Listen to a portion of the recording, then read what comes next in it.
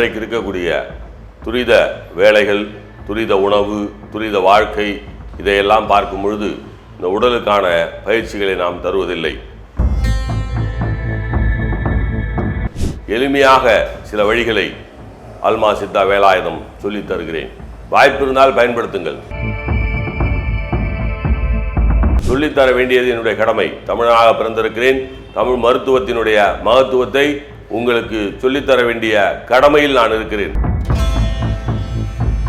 அதாவது இந்த விரல் இப்படி போக வேண்டும், திரும்ப இப்படி வர வேண்டும், திரும்ப இப்படி போக வேண்டும், திரும்ப இப்படி வர வேண்டும், திரும்ப இப்படி போக வேண்டும், திரும்ப இப்படி வர வேண்டும். இதயத்திற்கான பயிற்சி ஒரு அற்புதமான பயிற்சி. எல்லோரோடும் செய்ய முடியுமா என்பது தெரியாது. ஆனால் வணக்கம், இந்த உடல் என்பது ஒரு இயந்திரம் போடுறது. எல்லாவற்றையும் நாம் இயக்க வேண்டும். ஆனால் இன்றைக்கு இருக்கக்கூடிய துரித வேலைகள், துரித உணவு, துரித வாழ்க்கை, இதையெல்லாம் பார்க்கும் பொழுது இந்த உடலுக்கான பயிற்சிகளை நாம் தருவதில்லை. எளிய பயிற்சிகள் இந்த உடலை நன்றாக வைத்திருக்கும். அதற்காக நீங்கள் ஒரு 10 நிமிடம் அல்லது 20 நிமிடம் உங்களுக்காக, உங்கள் உடம்பிற்காக, உயிருக்காக, உங்கள் உடல் நலத்திற்காக, நோயற்ற வாழ்வை குறைவற்ற செல்வம் என்பதற்காக எளிமையாக சில வழிகளை அல்மா சித்தா வேலாயுதம் சொல்லித் தருகிறேன். வாய்ப்பு இருந்தால் பயன்படுத்துங்கள். பயன்படுத்தவில்லை என்றால் எனக்கு ஒன்றும் நஷ்டமில்லை. உங்களுக்கு நஷ்டமா லாபமா என்பதை பற்றி எனக்கும் கவலை இல்லை. ஆனால் சொல்லித்தர வேண்டியது என்னுடைய கடமை. தமிழனாக பிறந்திருக்கிறேன். தமிழ் மருத்துவத்தினுடைய மகத்துவத்தை உங்களுக்கு சொல்லித்தர வேண்டிய கடமையில் நான் இருக்கிறேன். அந்த கடமைக்காக சொல்கிறேன். யார் யாருக்கும் கைத்தட்டுகிறீர்கள்? வீட்டில் ஒரு 5 நிமிடம் எழுந்து கொள்ளுங்கள். 5 நிமிடம் உங்களுக்காக ஒதுக்குங்கள். முதலில் கைக்காக ஒரு பயிற்சி சொல்கிறேன். இந்த கையை இப்படி வைத்துக் கொள்ளுங்கள். 5 முறைதான். 5 முறை கைத்தட்டுங்கள். இங்கே சுரீர் என்று வழி இருக்கும். இரத்த ஓட்டங்கள் நன்றாகும். இந்த கைக்கும் இந்த இறக்கத்துக்கும் இரத்த ஓட்டங்கள் நன்றாகும். இது ஒரு பயிற்சி, எளிமையான பயிற்சி. 5 முறை தான். இந்த சத்தம் வர வேண்டும். அப்படி சத்தம் வரவில்லை என்று சொன்னால் உங்களிடம் சத்து இல்லை என்று அர்த்தம். இப்படி அடிக்கும்போது சத்தம் குறைவாக வந்தால் உங்களிடம் சத்து இல்லை. இந்த சத்தத்திலே தெரிந்து கொள்ளலாம் உங்கள் உடம்பில் எவ்வளவு சத்து இருக்கிறது என்று. இது முதற் பயிற்சி, கையுக்கான முதற் பயிற்சி. கையுக்கான அடுத்த பயிற்சி, இந்த விரல்கள் எல்லாம் மடங்கி கொண்டே இருக்க வேண்டும். யாரும் இப்பொழுது மடக்குவதில்லை.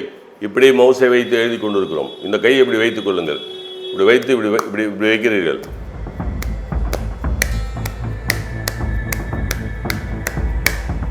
அதாவது இந்த விரல் இப்படி போக வேண்டும், திரும்ப இப்படி வர வேண்டும், திரும்ப இப்படி போக வேண்டும், திரும்ப இப்படி வர வேண்டும், திரும்ப இப்படி போக வேண்டும், திரும்ப இப்படி வர வேண்டும். இதை வேகமாக செய்ய வேண்டும். வேகமாக செய்ய வேண்டும்.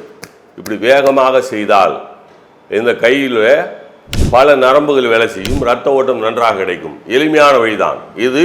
கைக்கான இன்னொரு பயிற்சி. சரி, கைகளுக்கான அடுத்த பயிற்சி. 2 கைகளுக்கும் சேர்த்தே தான் பயிற்சி. அடுத்த பயிற்சி, இப்படி வைத்துக் கொள்ளுங்கள். மடக்குங்கள், மடக்குங்கள், விரியுங்கள், மடக்குங்கள், விரியுங்கள், மடக்குங்கள், விரியுங்கள். இது கையுக்கான அடுத்த பயிற்சி. இதையெல்லாம் செய்வதற்கு எவ்வளவு நேரம் ஆகும் அப்படி என்று பார்த்தால் 1 நிமிடம் ஆகும் அல்லது அரை நிமிடம் ஆகும். ஒரு அரை நிமிடத்தில் இதையெல்லாம் செய்துவிட்டு போகலாம். அடுத்த கையுக்கான இன்னொரு பயிற்சி. இந்த மணிக்கட்டுக்கு முன்னாடி இருப்பதற்கு தான் நான் பயிற்சியை சொல்லிக் கொடுத்து கொண்டிருக்கிறேன். பாருங்கள், இப்படி வைத்துக் கொள்ளுங்கள். 5 முறை, 5 முறை, அவ்வளவுதான். இப்போ இந்த மணிக்கட்டுகளுக்கு முன்னாடி இருக்கக்கூடிய பயிற்சி.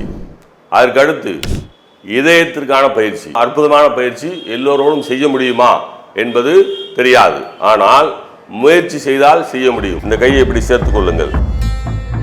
இப்படி போய் செய்ய வேண்டும். இப்படி செய்ய வேண்டும். நன்றாக பாருங்கள். கையை இப்படி வைத்துக் கொள்ள வேண்டும். இப்படி இருக்கிற கையை இப்படி வைத்துக் கொள்ள வேண்டும். இப்படி வைத்துக்கொண்டு இந்த கையை இப்படி சேர்க்க வேண்டும். இப்படி சேர்த்து விட்டு இப்படி வர வேண்டும். இப்படி செய்ய வேண்டும். சில பேருக்கு மடங்காது, கொஞ்சமாகத்தான் மடங்கும். அவர்கள் எல்லாம் கொஞ்சம் கொஞ்சமாக முயற்சி செய்தால் நிச்சயமாக இதை ஒரு 10 முறை செய்யுங்கள். அப்படி செய்தீர்கள் என்று சொன்னால் உங்கள் இதயத்துக்கு இரத்த ஓட்டம் நன்றாக கிடைக்கும். அற்புதமான பயிற்சி. நான் சொன்னதெல்லாம் பெரிய பெரிய சித்த வைத்தியரிடத்தில் நான் கற்றுக்கொண்டதை அடுத்த தலைமுறைக்கு விட்டு செல்ல வேண்டும் என்பதற்காக சொல்லித் தருகிறேன்.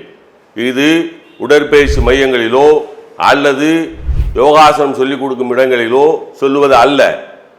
நம் கண்ணுக்கு ஒரு பயிற்சி இருக்கிறது, மூக்குக்கு ஒரு பயிற்சி இருக்கிறது, நாக்குக்கு கூட பயிற்சி இருக்கிறது. இந்த நாக்குக்கு என்ன பயிற்சி செய்ய வேண்டும்? நாக்குக்கு பயிற்சி வேண்டுமா? ஆம், வேண்டும். சரளமாக பேச வேண்டும். வயதான பிறகும் பேச்சு தடுமாறக்கூடாது. அப்படி என்று சொன்னால் நாக்குக்கும் பயிற்சி வேண்டும். நாக்கை மேலே தூக்குங்கள், கீழே இறக்குங்கள், இப்படி செய்யுங்கள், இப்படி செய்யுங்கள், வலமும் புறமும் இப்படி செய்துவிட்டு இதற்கு 1 நிமிடம் ஆகுமா? வாயை துடைத்துக் கொள்ளுங்கள். சரியாகிவிட்டது. நாக்குக்குரிய பயிற்சி. சரி, தாடைக்கு ஒரு பயிற்சி இருக்கிறது. இந்த தாடையை பயிற்சி செய்யும்போது சாப்பிடுகிறோமே, அப்போது கூட இந்த தாடையை அசைப்பதில்லை, முழுங்கி கொண்டு இருக்கிறோம். இந்த தாடைக்கு மேலே எந்த உறுப்பும் அசையாது. கண்கள் வேணாலும் அப்படி திரும்பும், ஆனால் எந்த உறுப்பும் அசையாது. அந்த தாடைக்கு ஒரு பயிற்சி வேண்டும்.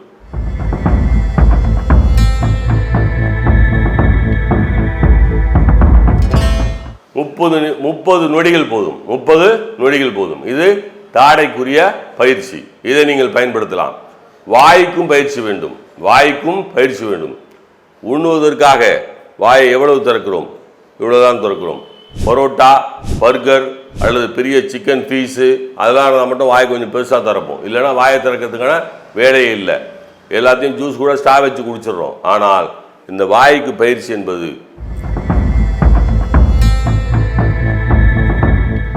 இப்படி செய்தால் இந்த இடத்தினுடைய இரத்த ஓட்டங்கள் எல்லாம் ஓடும். இந்த இடத்தினுடைய இரத்த ஓட்டங்களாக ஓடும். இப்படிப்பட்ட பயிற்சிகளை தினந்தோறும் எங்களுடைய யூடியூப் சேனலில் பார்த்து தெரிந்து கொள்ளுங்கள்.